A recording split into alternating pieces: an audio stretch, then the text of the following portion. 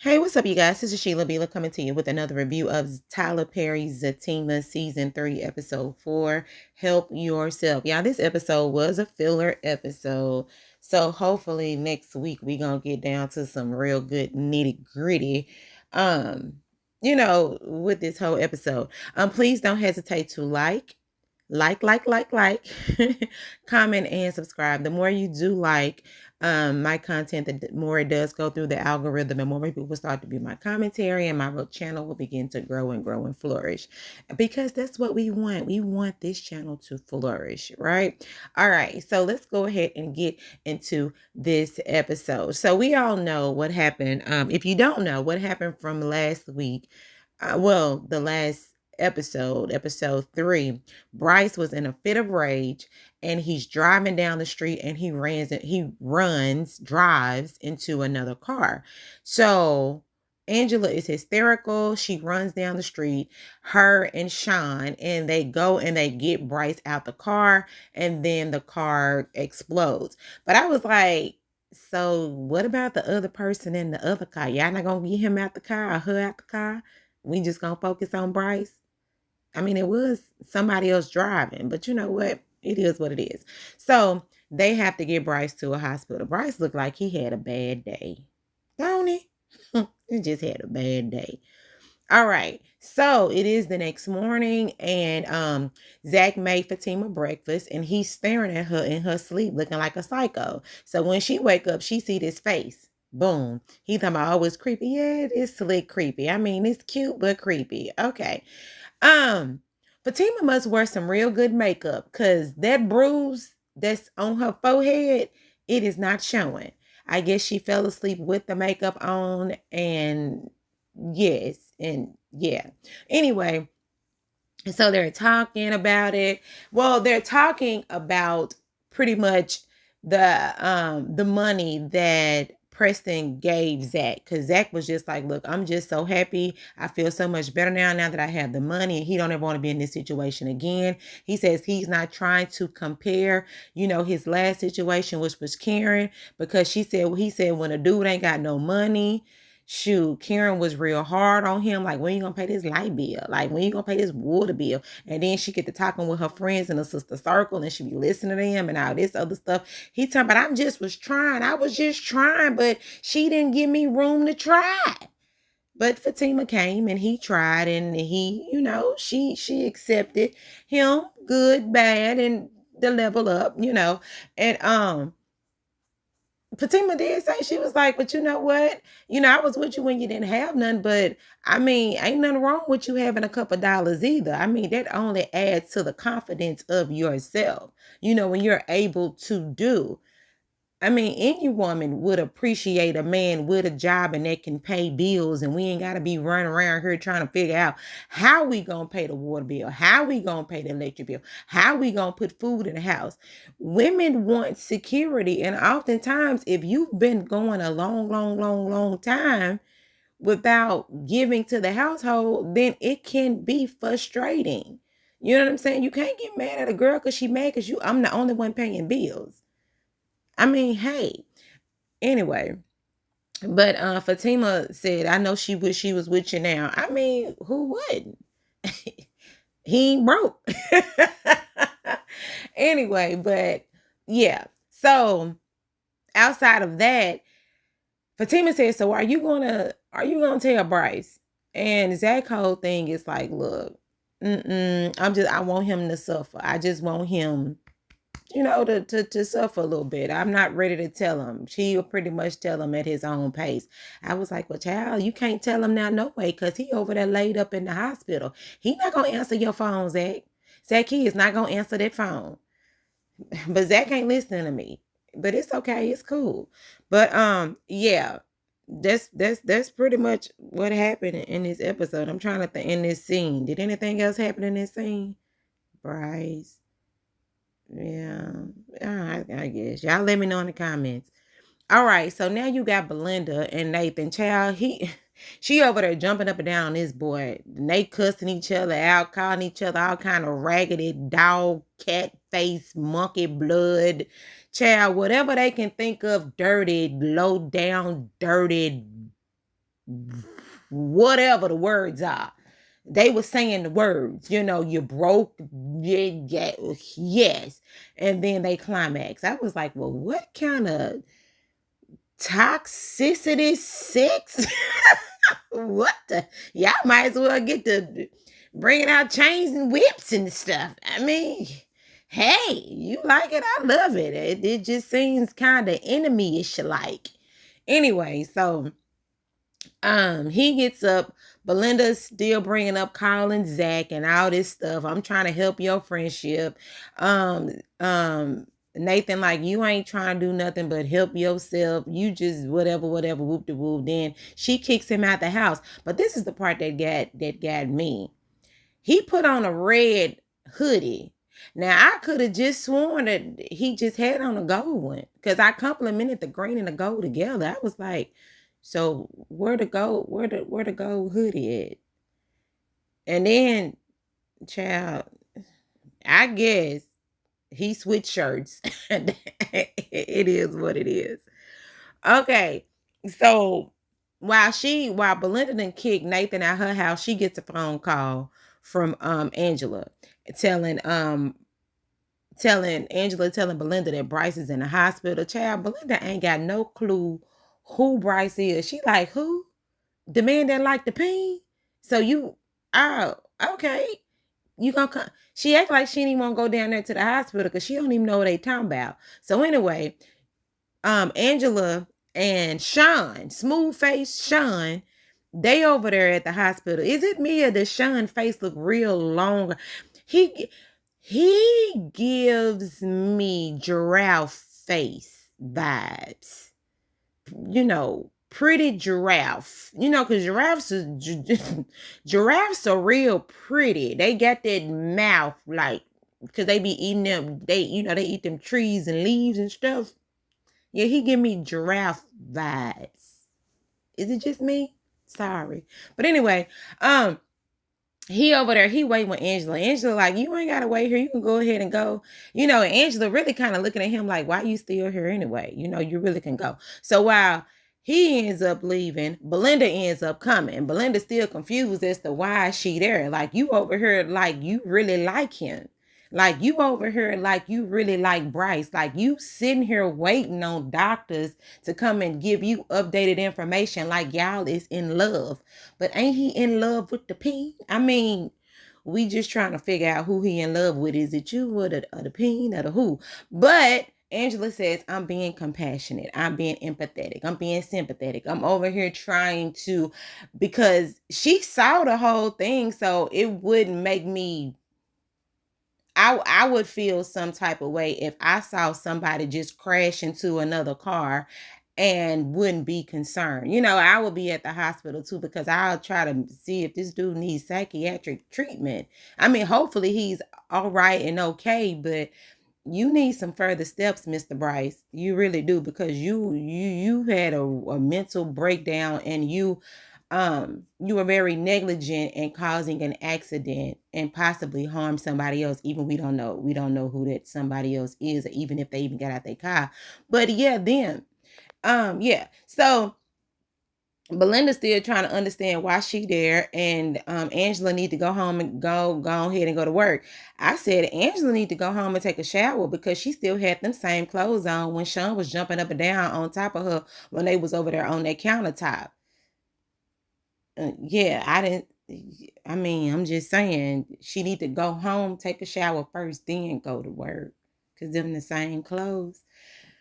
Yeah, but Angela told Belinda, no, I'm gonna stay. I'm gonna stay. I did try to call for because they asked where Fatima was. She said I did try to call Fatima. She didn't answer because Belinda just really want to know. Well, you can call Zac. Why you keep bringing up Zac every chance you get? And Angela was just like, why you always want to talk about Zac? What is it? Like, what? And apparently, Belinda had a scare. I guess some dude she was talking to had some type of, I guess the innuendo was a STD, and she wanted to stick around at the hospital to know the results of that. I mean, did I understand it right?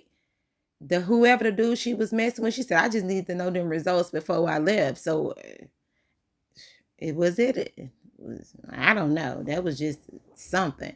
But anyway, Belinda want to be messy. She just wants to be messy. She wants to um just figure out what Zac and Fatima doing all the time. Like, mind your business, girl. You are supposed to be there for Angela, not to know what's going on with nobody else. Mind your business, please. And then Angela was over it. Angela's just like, girl, just leave. Oh, one more thing. Belinda did say, aren't I always there for you? And girl, you only there for you because you nosy. You ain't there for her because it's genuine. But anyway, maybe a little bit genuine, but I'll say 5% genuine, 95% just nosy and messy. So anyway, Angela tells her to go ahead and go. Just go. Just go. All right. So Belinda leaves. Now you over here back at the office with Zac and Preston, and Zac is on the phone making sure that the money is in the bank. And yes, the money is in the bank. He's sitting over here talking about he thought that Preston was lying. Preston like, why would I lie? Like, I have no reason to lie.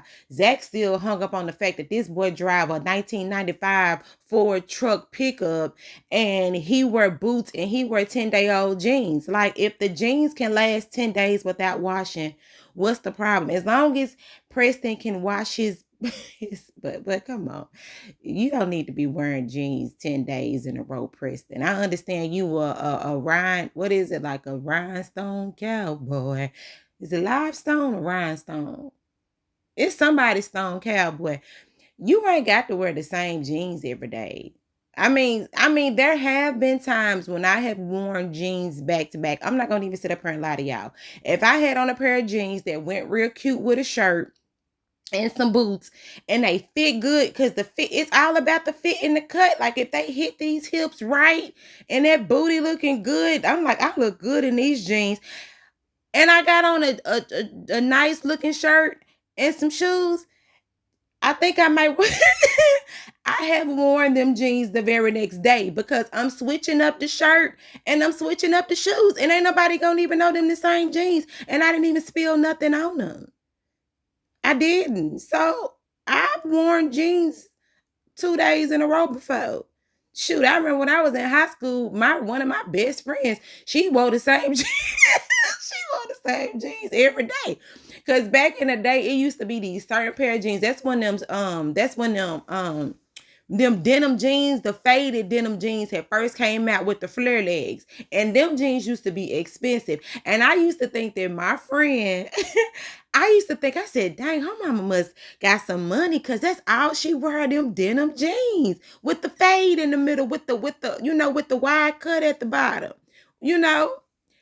But now she said, I got a secret. She went ahead and told me, she said, girl, I be wearing these jeans every day. I just switched the shirt and the shoes.